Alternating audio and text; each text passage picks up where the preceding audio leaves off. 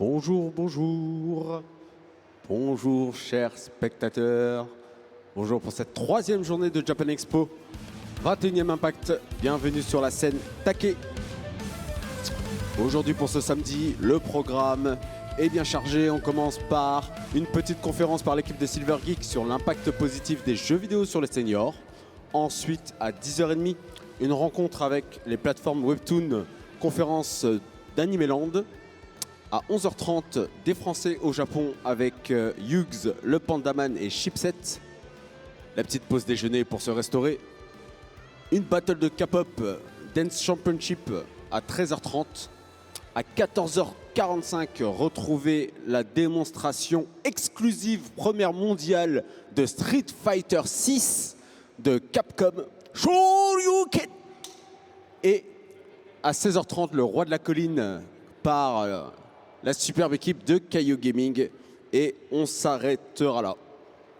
Je voulais remercier l'équipe de Riot et nos partenaires Altic, Twitch, Match Event et Maxnomic pour la scène Take de Japan Expo.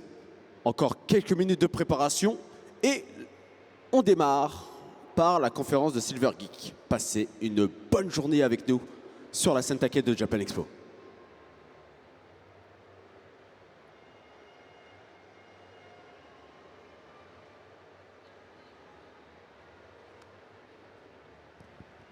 Tout va bien? Dites quand vous n'êtes pas censé être 4? Mais c'est pas nous qui commençons. Ah d'accord, ok. C'est 2-2 à chaque fois? C'est 2 par 2? C'est Jonathan D'accord, qui va être des quatre responsables. d'accord. Bonjour.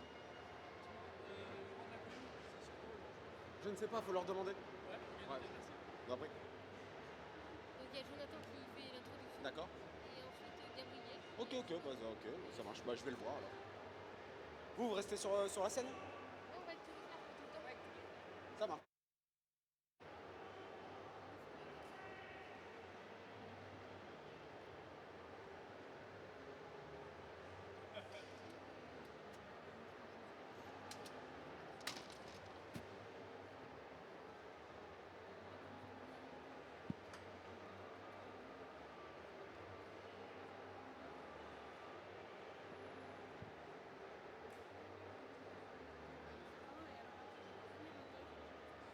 Ouais. Ok.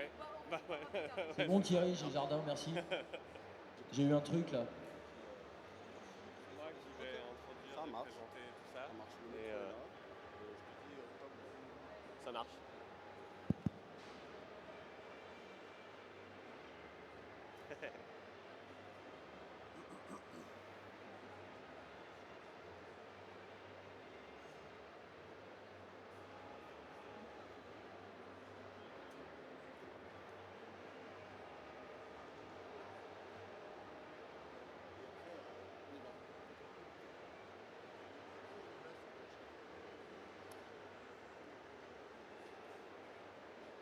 C'est bon, tout est bon? Vous avez tous une bouteille d'eau? Ouais, Vous y allez quand vous voulez. C'est bon? ça marche. Non,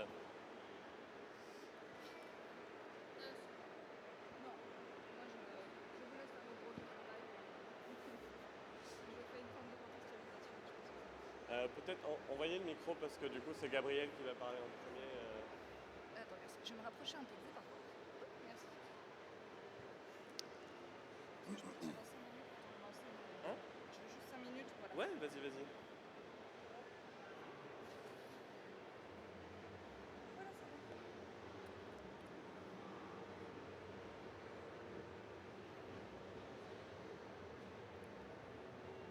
D'ailleurs, si, avant qu'on commence, comment je vous présente du coup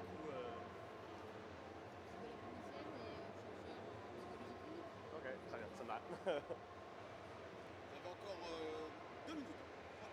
9h30. Détente. Ça marche.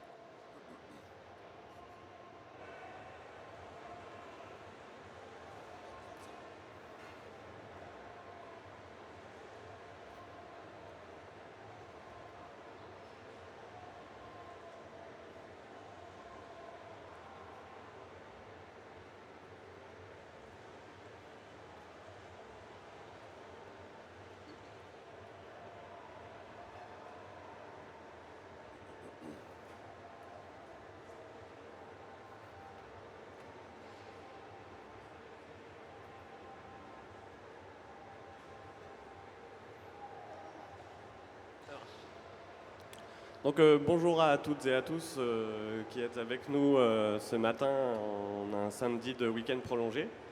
Que vous soyez dans la salle ou sur Twitch en train de nous regarder. Donc on est ici pour parler de jeux vidéo, de la pratique des jeux vidéo chez les seniors.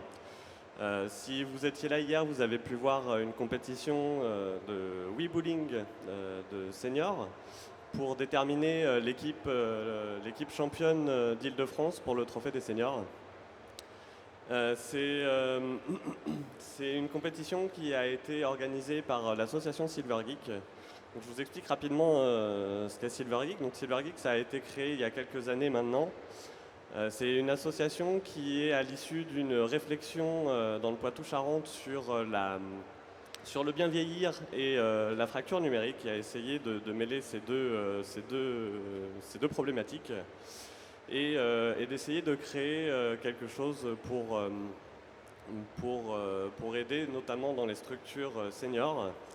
Et de ces discussions a émergé l'idée de faire des ateliers numériques et notamment des ateliers de jeux vidéo, donc des ateliers ludiques et sociaux. Et qui mettent notamment en avant donc d'abord les tablettes sur lesquelles les seniors peuvent jouer à des jeux qu'ils connaissent déjà, donc le Scrabble, la belote, le tarot, etc. peuvent jouer par exemple en ligne avec des personnes qu'ils ne connaissent pas forcément ou alors avec des amis ou de la famille. Et un autre volet de cette partie ludique, c'est la pratique donc de Wii Bowling ou de Just Dance par exemple. Et à partir de là, des compétitions ont été mises en place au niveau départemental, régional et national pour donner un petit peu une carotte à ces seniors, pour leur donner envie de s'intéresser au numérique.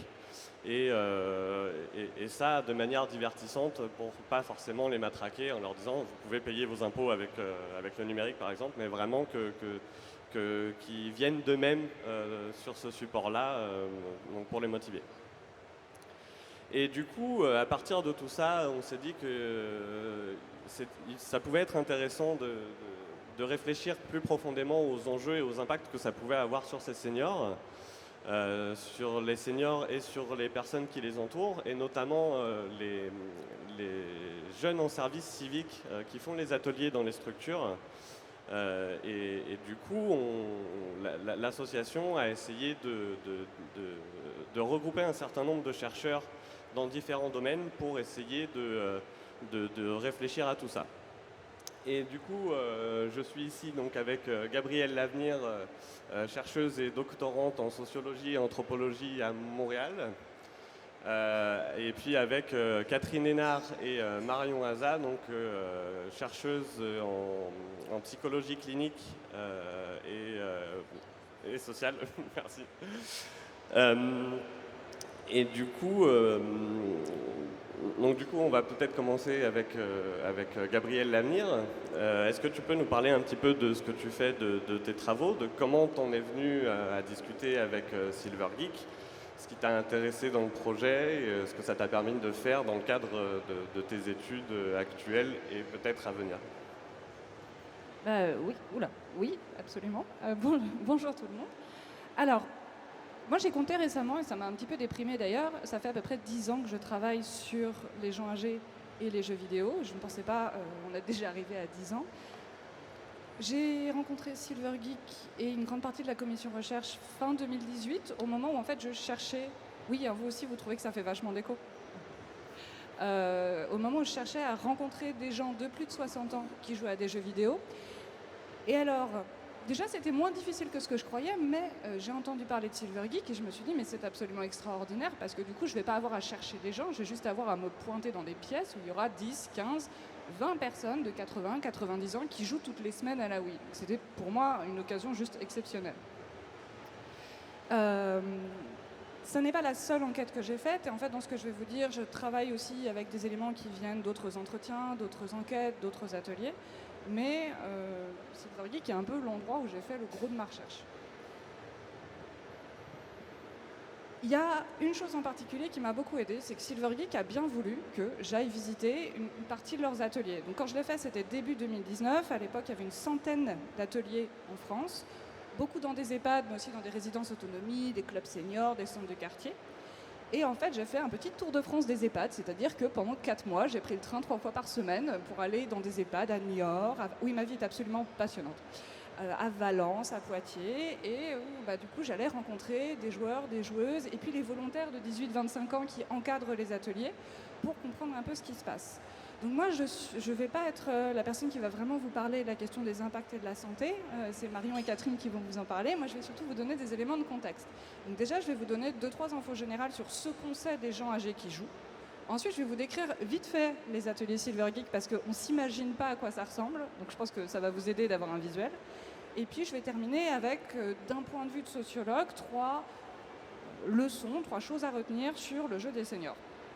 Donc déjà, quelques infos contextuelles. Je vais aller très vite et ça me demande un effort terrible parce que comme je fais ma thèse dessus, je peux vous en parler pendant 3 heures. Voilà. Je ne vais pas le faire parce que je vous aime bien. En gros, qu'est-ce qu'on sait des gens de plus de 60 ans qui jouent à des jeux vidéo au sens super large? Donc dedans, j'inclus Wii Sport, j'inclus le solitaire, j'inclus World of Warcraft, j'inclus Farmville. En fait, on ne sait pas grand-chose. Et ça, c'est lié à une raison centrale. Et si vous retenez qu'un seul truc de ce que je vous raconte, ce serait ça. C'est que les gens âgés ont un rapport particulier aux jeux vidéo parce qu'ils ont moins d'accès que les autres aux jeux vidéo. Pour une raison très simple. Nous, les personnes qui avons moins de 60 ans dans cette salle, avons souvent appris à jouer. Comment? Parce que des gens de notre famille nous filaient ou nous achetaient ou nous offraient une console, nous laissaient accès à l'ordinateur de la maison, et puis parce qu'on avait des amis, des potes, des frères et sœurs, de la famille, des cousins, qui étaient en mesure de nous guider, de nous dire tu devrais prendre tel jeu, quand tu es bloqué face à Ganon à tel moment, il faut que tu fasses ça. Et en fait, les gens qui ont plus de 60 ans, ils n'ont personne pour leur offrir ces objets-là. En tout cas, ça ne vient pas à l'esprit de quelqu'un d'offrir à une dame de 70 ans une Wii. Et puis, surtout, ils n'ont pas les sociabilités qui facilitent l'accès aux jeux, qui débloquent, qui disent sur Internet, il faut que tu ailles faire ça, il faut que tu ailles sur YouTube et que tu tapes machin. Donc, c'est des gens qui ont tendance aussi à cacher leur jeu, parce que on a cette espèce de représentation du jeu vidéo comme un truc de jeunes, d'ados. Même le fait que, en moyenne, les joueurs de jeux vidéo, ils ont bien la trentaine, c'est pas vraiment dans nos représentations des gamers. Et du coup, il y a cette idée que c'est bizarre, une personne âgée qui joue à des jeux vidéo, ils se prennent des remarques désagréables. Moi, j'ai été dans un atelier où il y avait quelqu'un qui venait rendre visite à une résidente en train de jouer à la Wii et qui lui dit très brutalement « Mais passé un certain âge, il faut travailler, on joue plus ».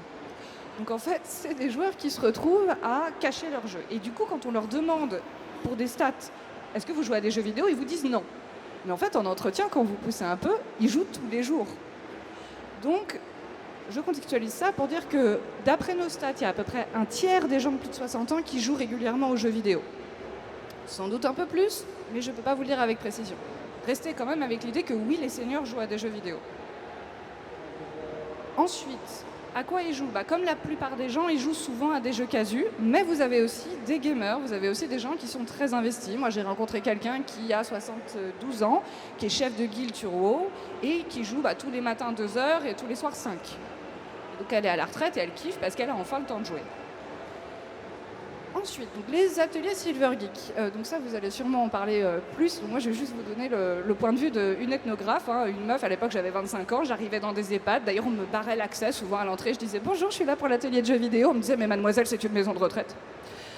Donc c'est vraiment une image qu'on ne se fait pas facilement. Vous rentrez dans une pièce, vous avez quelque part entre 2 et 16 personnes qui ont, dans un EHPAD, donc souvent c'est des gens un peu plus âgés et qui vivent avec des handicaps, parce que c'est médicalisé un EHPAD. Donc vous avez des gens de 70, 80, parfois 90 ans, assis devant une Wii, parfois debout. Et souvent autour, vous avez des gens qui jouent sur tablette, qui sont en train de tester des smartphones, qui ont amené leur propre matériel, parce que oui, les gens ont aussi leur propre matériel, parce qu'ils n'arrivent pas à faire un truc. Donc vous avez énormément de pratiques numériques autour du jeu vidéo. Et en gros, vous avez 2 types d'ateliers. Vous avez ceux qui sont très calmes, très chill, il y a juste la musique de la Wii en fond, et les gens sont concentrés sur ce qui se passe, c'est-à-dire que des fois, il y a des résidents qui passent parce qu'ils ont envie de taper la discute et ils se font rembarrer, en fait. Ils sont là, oui, alors il y a des travaux, machin, et les gens sont en mode, non, mais là, il y a un strike, il faut que je me concentre, je te parlerai plus tard, Madeleine.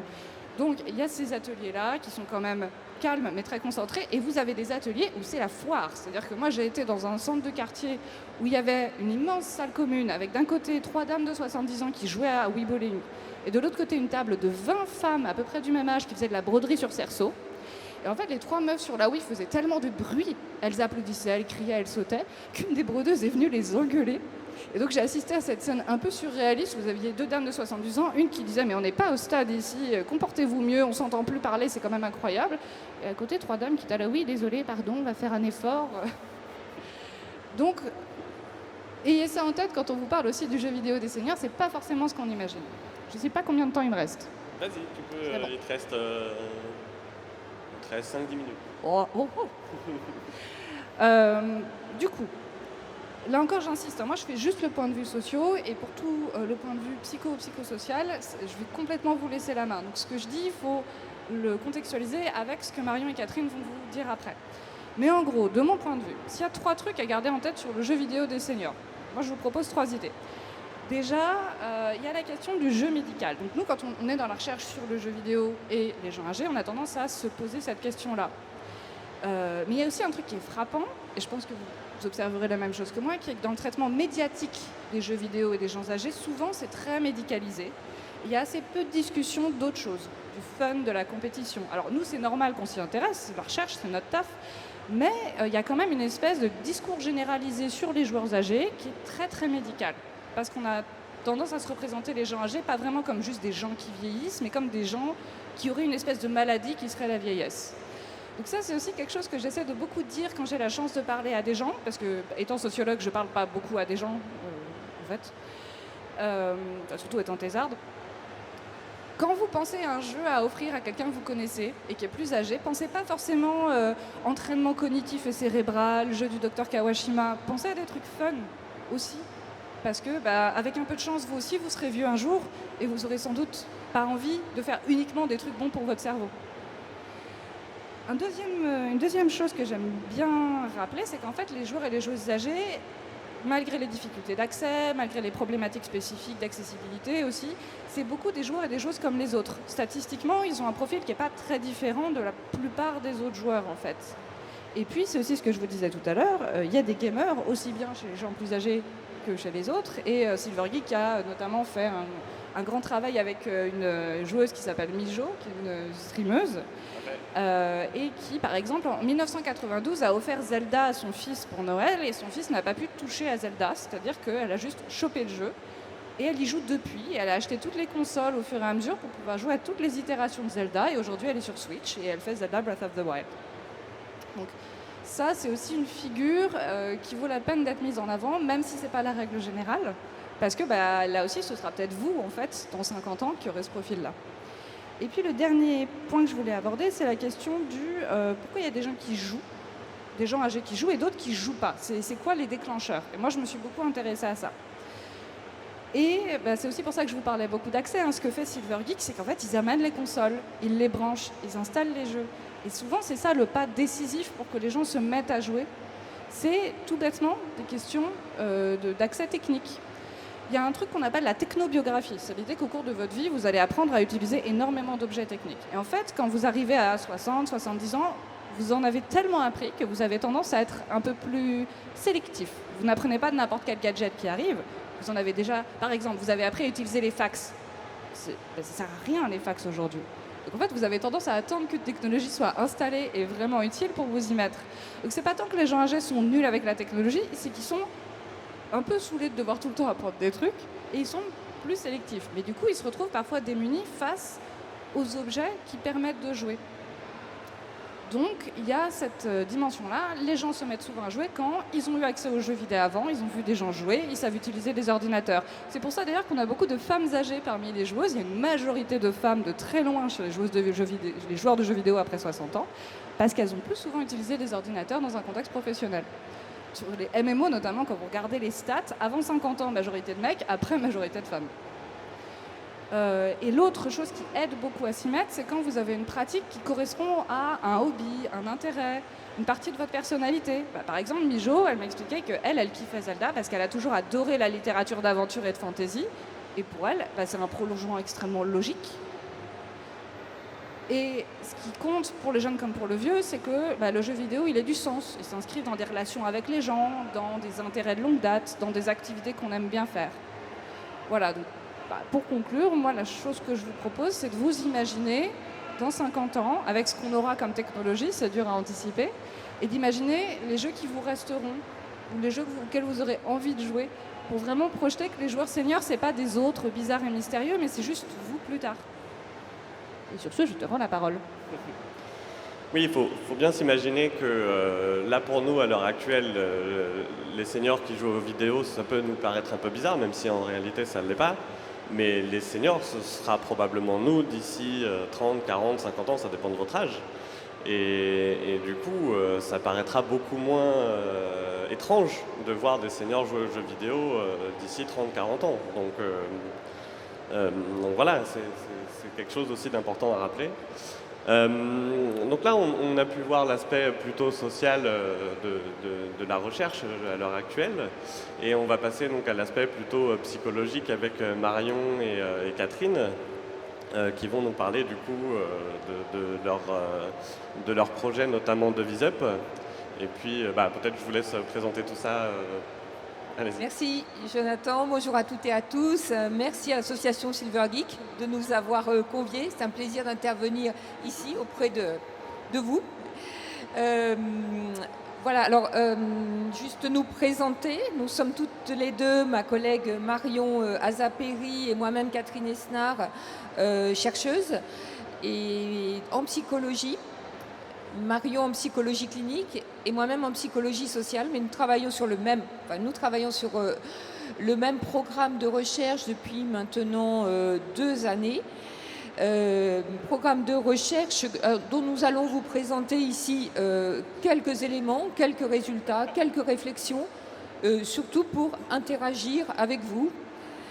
Donc, l'acronyme de notre programme de recherche, qui est financé par la région Nouvelle-Aquitaine, c'est VisUp.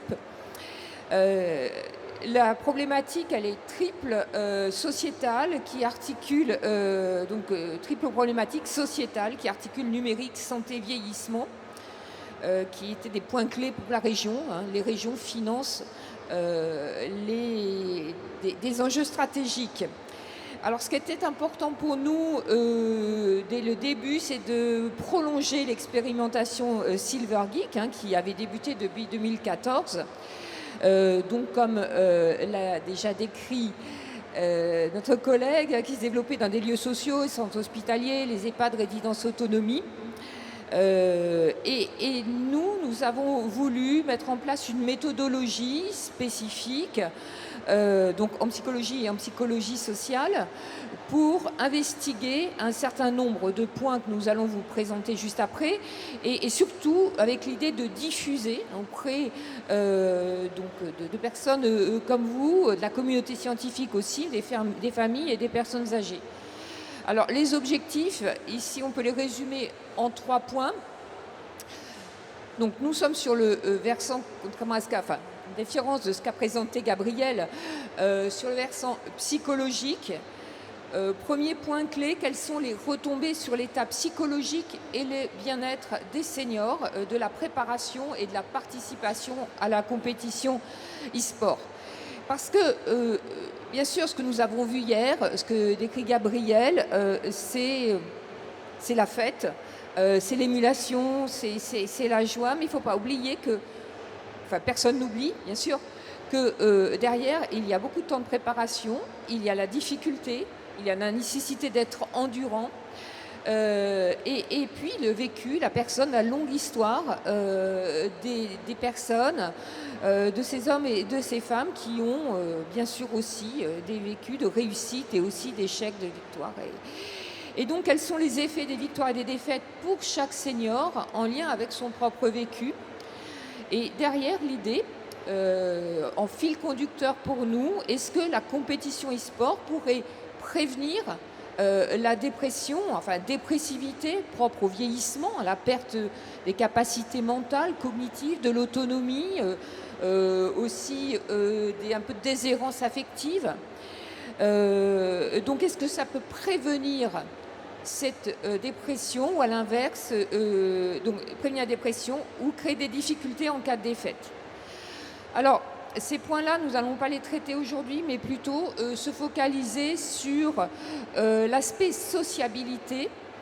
Est-ce que cette pratique de la compétition e-sport permet de développer de nouvelles habiletés en termes notamment de sociabilité qui pourraient être étendues à d'autres activités numériques? Et point que nous présentons ici, est-ce que ça favorise la communication transgénérationnelle? Parce que bien sûr la sociabilité telle que nous l'avons vue hier, il n'est pas sûr que les personnes soient en communication directe, bien sûr avec leur service civique, et nous allons en reparler tout de suite, mais en communication avec le public, et je ne sais pas, avec les personnes en backstage, je ne suis pas sûre qu'il y ait beaucoup de communication, mais c'est surtout un lien étroit avec les jeunes en service civique. Maintenant, on peut se poser la question, est-ce que c'est transférable avec la jeune génération? Est-ce qu'ils vivent les émotions, les acquis, les expériences de victoire et de défaite? Est-ce que c'est transférable dans un lien transgénérationnel? Juste un point rapide sur nos méthodes. Donc, 4 types de méthodologie: l'observation des ateliers Weebullying sur les saisons, dans les EHPAD et les résidences autonomie, des entretiens cliniques et psychosociaux individuels avec les compétiteurs, les seniors en résidence autonomie, donc de 70 à 95 ans, des groupes de parole avec tous les joueurs, et également des questionnaires en ligne auprès de seniors gamers de 60 ans et plus, donc ici non compétiteurs, et quelques résultats que je vous présenterai après auprès de jeunes gamers. Je laisse la parole à ma collègue pour vous présenter quelques résultats sur le point de l'intergénérationnel ou transgénérationnel. Merci, bonjour. Donc moi je vais vous parler effectivement de ce qu'on a pu retrouver dans une première analyse à partir d'entretiens qu'on a fait autour des ateliers Silver Geek, donc entretiens réalisés auprès des seniors. Et dans un premier temps, ce qui ressort beaucoup, vous l'avez compris, hein, les ateliers ils sont animés à chaque fois par des binômes de service civique, donc 2 jeunes qui ont la vingtaine souvent à peu près, qui sont là de façon régulière d'octobre à avril, grosso modo, toutes les semaines. Et donc, ce qui transparaît dans le discours de ces personnes âgées, en premier lieu, c'est le lien qui se crée avec ces jeunes services civiques, avec la présence chaleureuse de ces jeunes. Et si vous étiez là hier lors de la compétition, vous avez bien vu hein, le lien qu'il y avait avec ces jeunes qui étaient derrière les seniors et qui pouvaient jouer le rôle de coach. Donc effectivement, ce qu'on remarque, ce que peuvent dire les personnes âgées, c'est qu'il y a la place des services civiques qui est vraiment convoquée par rapport aux entraînements, par rapport à la compétition. Ils leur donnent des conseils, ils leur expliquent comment il faut faire. Donc je vous cite les propos de Louise, par exemple, qui dit « C'était 2 filles qui ont 22-23 ans, elles sont d'une gentillesse. » Et une autre vieille dame qui sont renchéries « Ah oui, elles sont très gentilles. » Elles s'accroupissaient à côté de nous, elles disaient « Vous jouez comme ceci, comme cela. » On les a aimées, ces filles. Hein. Et je crois que c'est ce qui nous a fait gagner, c'est un peu ces filles. Donc, vous voyez vraiment le côté très affectueux vis-à-vis de ces services civiques. Une autre qui explique, oui, elles étaient accroupies à côté de nous, elles nous disaient, vous faites comme ça, s'il n'y a pas assez, si vous n'y arrivez pas avec une seule main, vous pouvez utiliser les 2 pour tenir la manette, parce que des fois, on est fatigué, hein, explique Jeanne. Et elle dit, elles avaient raison, parce que c'est là que je marquais des points. Et d'ailleurs, la prochaine fois, je ferai des 2 mains, parce que parfois, on a les mains engourdies à notre âge. Donc, vous voyez à la fois comment ces seniors mobilisent quelque chose d'assez positif, hein, ils sont satisfaits de partager une activité encouragée par les jeunes services civiques, et en même temps on sent bien que leur âge se rappelle un peu à eux, hein, avec des difficultés. Également, ce qu'on voit, c'est qu'il y a vraiment l'importance du soutien émotionnel de ces services civiques qui est là, et qui leur permettent à certains moments d'oublier un peu leur âge. On voit par exemple ici une perception un peu fusionnelle des seniors avec les services civiques, comme si finalement l'âge était lycée et qu'ils avaient à peu près le même âge. Voici Jeanne qui dit pour nous 4, donc elle parle des 2 jeunes filles service civique et de sa collègue là, de compète. Elle dit on peut dire que les filles, on était, hein, donc elle fait un groupe, les filles, les 2 services civiques, et puis elles 2, personnes âgées. Elle dit, même si on est âgé, elles ne nous prennent pas pour des gens âgés. Elles nous disent, vous pouvez le faire. Elles nous poussent. C'est les jeunes, ils nous poussent. Et donc, l'autre personne dit, bah, ils sont obligés, hein, il n'y a plus d'anciens. Il faut bien que les jeunes prennent le relais. Mais là, on devient trop vieux. Donc, Louise dit, bah non, on n'est pas trop vieux, puisqu'on peut le faire, Jeanne. Et on a envie de le faire, donc on le fait. Et Louise dit, oui, mais Jeanne, vous êtes la plus jeune en plus. Et Jeanne a 72 ans. Et Jeanne dit, oui, mais bien justement, c'est que je ne voudrais pas devenir si vieille que ça. Donc, on voit vraiment cet attachement. Et on peut le retrouver, là, hier, que vous avez pu voir à la compétition, si vous étiez là, autour du bowling. Mais il y a des expérimentations qui ont été faites avec d'autres jeux. Et donc, les services civiques, par exemple, ont proposé le jeu sur la Switch Just Dance. Alors, avec une petite adaptation, parce que quand on joue à Just Dance, si vous avez déjà testé, c'est assez physique. Donc, il y a une adaptation possible. Et vous allez voir, elle disait, ces personnes âgées, on a dit la danse, tout de suite, on a dit, personne ne viendra. On ne va jamais faire ça. Hein. Et puis, les services civiques nous ont dit, mais vous pouvez le faire assise. Ah alors on le fait assise ou on le fait debout. Donc quand on est fatigué, on s'assoit. Et puis après, c'est eux, les services civiques, qui nous font voir. Ils le font eux-mêmes.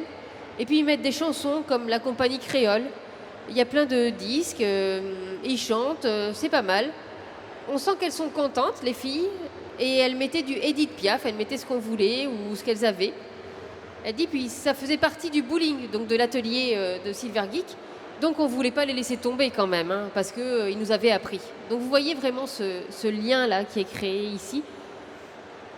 Par rapport à ça, on voit bien que on perçoit dans le discours des seniors quelque chose qui est du côté d'une relation un peu de grands-parents vis-à-vis des services civiques. Hein.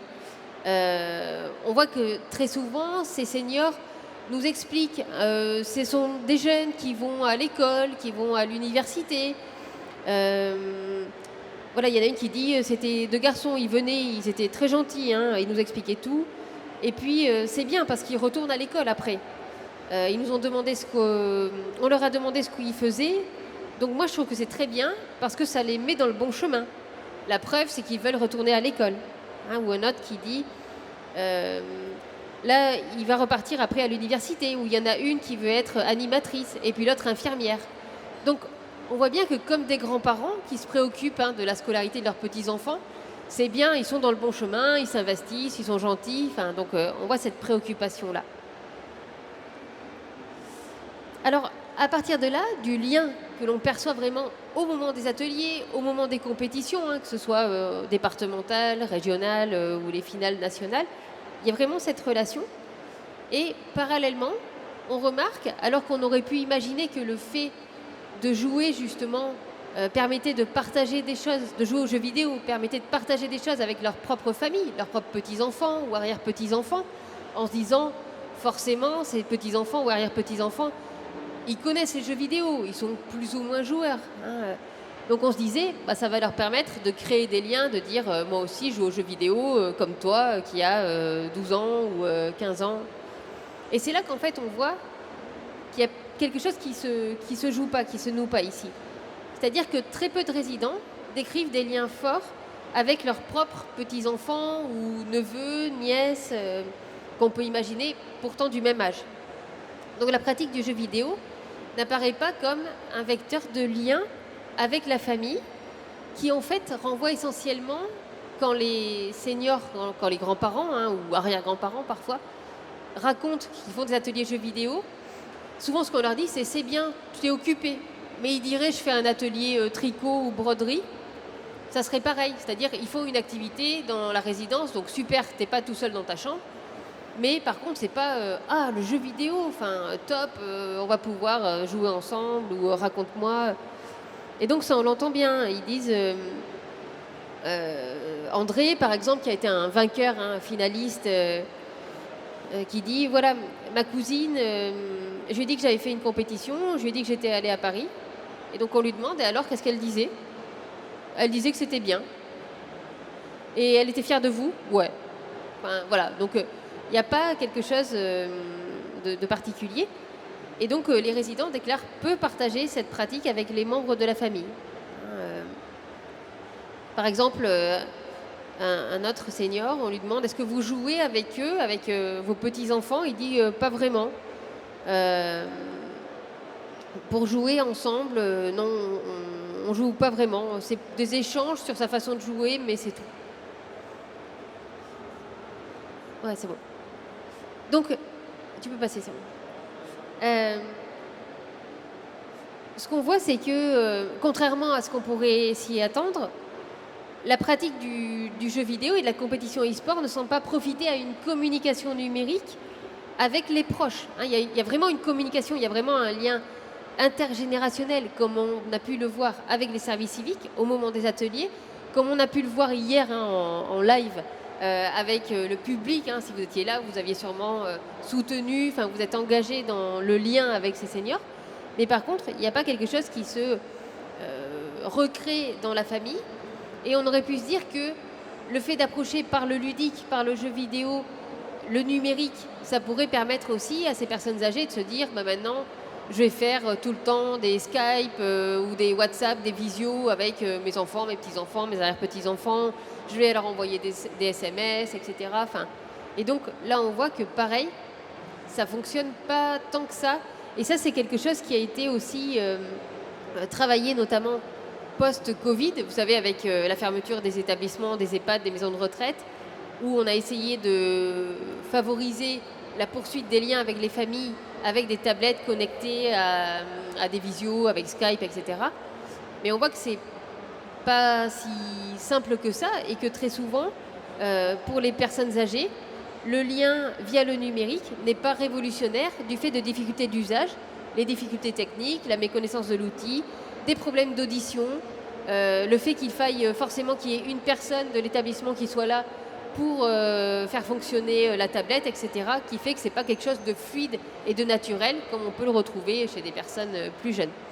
Et par exemple, lors d'un entretien, un des seniors qui a été compétiteur, finaliste, était arrivé avec sa tablette. Ce qui était plutôt chouette, c'est qu'il avait gagné 3 ans auparavant. Et donc, il me montre, il allume sa tablette. Le fond d'écran, c'était la photo de lui avec la coupe. Donc, il y avait toujours ça, alors que ça datait d'il y a longtemps. Mais il m'expliquait, voilà, cette tablette, je l'ai eue à 90 ans. Toute la famille s'était réunie, donc les petits-enfants, enfants, cousins, cousines, neveux, nièces, voilà, une grande tablée au restaurant. Et la famille avait décidé de lui offrir une tablette. Et donc, il dit, qu'est-ce que je vais faire de ça, moi? Qu'est-ce que vous voulez que je fasse de ça? Et il dit que c'était un neveu à lui qui travaillait dans l'informatique, qui avait installé sûrement une application qui lui permettait, s'il avait un problème, d'appuyer sur ce bouton et d'être en contact avec lui pour pouvoir poser des questions. Mais il disait, je sais pas trop, c'est quand même pas simple, il est loin. Et d'ailleurs, nous, on était là pour faire les entretiens de recherche et il me dit, là, elle est très chargée, elle est pleine, ma tablette, vous pouvez pas m'aider à faire quelque chose. Voilà, puis cette application, elle marche pas. Donc, il cherchait vraiment de l'aide comme ça. Donc, il y a vraiment cette crainte d'une grande complexité technique. Voilà, je passe pour la suite à ma collègue. Oui, merci Marion. Alors, comme vous l'avez compris, chez les seniors engagés dans cette pratique, il y a vraiment ce besoin, cette volonté de se rapprocher de la jeune génération, donc de leur famille. Et puis, malgré tout, est-ce que cette pratique du gaming et de e-sport est transférable à ce qu'ils rencontrent comme obstacle sur le plan de la complexité numérique, enfin de la pratique numérique. Donc volonté chez les seniors, peut-être de l'entrave. Et la question que nous nous sommes posée aussi, quelle est la volonté des jeunes gamers de se rapprocher de cette population des gamers seniors? Alors vous l'avez vu bien sûr hier, cette osmose fabuleuse entre ce que nous présentaient les seniors compétiteurs et tous les jeunes dont vous faites partie pour la plupart et peut-être aussi un peu moins jeunes. Mais qu'en est-il dans la population des gamers tout venants qui ne sont pas ici et qui ne s'intéressent pas? Alors, nous avons posé la question en ligne, donc auprès d'un échantillon de près de 450 jeunes gamers âgés de 12 à 25 ans. Donc sur la question que penses-tu des personnes dites seniors qui jouent aux jeux vidéo? Alors vous voyez ici que près de 50% disent en gros bah, c'est très bien pour eux, c'est cool, c'est super, voilà. Donc ça, c'est ceux qui étaient là hier, vraisemblablement. Alors voilà, 50% c'est pas mal, mais parmi cette deuxième partie des gamers, bon 28%, aucun avis, je m'en fiche. Bon, genre de réponse, mais c'est leur droit. Pourquoi poser la question? C'est leur droit. On peut jouer à n'importe quel âge. Alors intéressons-nous. Bon, alors on passe vite sur les 1% seulement de c'est nul. Les 2% un peu condescendants, c'est drôle, ils sont amusants. Alors c'est plutôt intéressant de dire qu'il n'y en a que 2% qui assistent juste parce que c'est atypique, c'est drôle. Heureusement, il n'y en a que 2%. Bon, après, il faut savoir, est-ce que c'est vraiment la condescendance derrière? Alors, secteur de réponse intéressant, 10%, c'est bien pour tous les âges, avec des propos justement sur l'intergénérationnel. On apprend des seniors gamers et eux, on peut leur apprendre. Ils ont de l'expérience, ils ont l'expérience de la vie. Nous, on a l'expérience de notre pratique, de notre habileté. Donc voilà, ça c'est super. Que 10%, donc vous voyez qu'il y a du travail à faire pour justement faire du lien. Et donc 10%, oui, alors et 9% qui expriment le plaisir de jouer ensemble. Donc les 10% en vert, c'est bien pour tous les âges, c'est plutôt intellectuellement, bon, on conçoit c'est bien pour tous les âges. Mais le plaisir sur le plan émotionnel, voilà, les 9%. Bon, alors après, je pense que ces 10%, c'est bien pour tous les âges, 9% peuvent se réunir. Allez, disons 20%. Donc nous sommes dans des résultats qui restent bien sûr affinés, mais qui montrent bien que le travail qu'on fait avec l'association Silver Geek, enfin le lien entre la pratique et la recherche, est vraiment utile pour approfondir ces questions et autres résultats que nous vous présentons. La question auprès de ces mêmes échantillons et celles qui font de la compétition, qu'en pensez-vous? Bon, alors 64% avis positif, 13% ne connaît pas des compétiteurs, seulement 7% avis négatifs et 16% des avis réservés. Pour donner quelques éléments derrière ces résultats très globaux, on pourrait dire que parmi les avis réservés, il y a ceux qui expriment de l'inquiétude, mais est-ce que l'on ne peut pas on risque pas de mettre ces seniors dans des difficultés, ça doit, je cite un verbatim, ça ne doit pas être forcément évident à cause de la baisse de la vue, des réflexes dus à l'âge. Il faut vraiment qu'elles s'accrochent. Oui, il y a un jeune qui écrit « Il ne faut pas que ces personnes en oublient le monde réel ». Il faut quand même peut-être pas revenir ado. Voilà, il y a donc ces inquiétudes. Et puis il y a aussi quelques jeunes qui expriment cette distance générationnelle. Je ne trouve qu'elles ne pourront jamais rivaliser avec des personnes qui ont entre 12 et 25 ans. Ou alors je pense qu'ils sont un peu vieux pour ça, mais s'ils aiment ça, tant mieux.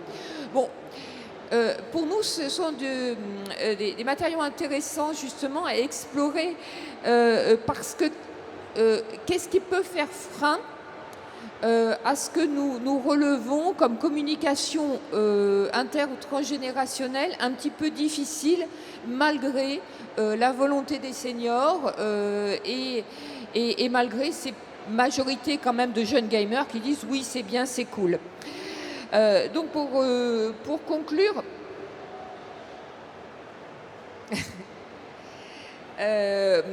on pourrait dire que la pratique du jeu vidéo, bon, c'est réellement investi par les seniors rencontrés, largement soutenu par des associations et encouragé par des associations telles que Silver Geek et toute l'énergie des services civiques.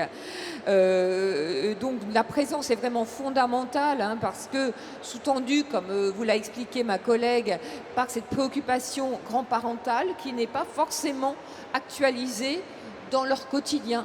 de communication avec leur famille telle qu'on pourrait s'y attendre. Et donc, au-delà de ce regard bienveillant que vont porter les jeunes sur ces seniors, il persiste vraisemblablement des stéréotypes, voire des préjugés qu'il convient d'analyser. Vous le savez, les stéréotypes, c'est normal d'en avoir parce qu'on perçoit les gens à travers des catégories. Donc, et hier, en fait, peut-être si vous étiez là, vous pouviez vous-même faire des catégories. Telle personne est plus limitée physiquement, telle personne a plus de mobilité physique, et donc analyser cela au prisme des catégories d'âge, d'aisance physique, ou peut-être d'expression. Ces stéréotypes, il faut les analyser, on ne peut pas les éradiquer. Les préjugés, c'est bien plus problématique parce que ça voudrait dire mettre les populations seniors à l'écart. Donc nous ne sommes pas là-dedans chez les jeunes vraisemblablement, mais les stéréotypes, il faut vraisemblablement les analyser et pour rapprocher ces deux générations. Enfin, les générations. Merci pour votre attention. Alors, du coup, je tiens à relativiser quand même un petit peu parce que donc, là, les recherches ont majoritairement été faites autour d'ateliers qui se passaient dans des structures, donc avec un public déjà particulier. Donc il y a encore beaucoup de choses à faire dans la recherche là-dessus aussi, mais aussi sur les seniors qui peuvent éventuellement jouer de chez eux, etc. Donc il y a encore beaucoup de choses à faire sur plein de domaines différents. Mais on voit que ça pose déjà beaucoup de questions et que ça a énormément d'impact, que ce soit sur les jeunes en service civique ou sur les seniors eux-mêmes. Merci de nous avoir écoutés encore une fois. Si jamais certains d'entre vous dans la salle ou même peut-être sur le chat, je ne sais pas si vous voulez aller sur le chat après, mais s'il y en a en tout cas qui veulent discuter de tout ça avec nous, on restera un petit peu pour parler avec vous. Donc si jamais vous avez des questions, si jamais vous voulez nous donner des idées ou autres, surtout n'hésitez pas à venir nous voir. Et merci encore de nous avoir écoutés. Merci.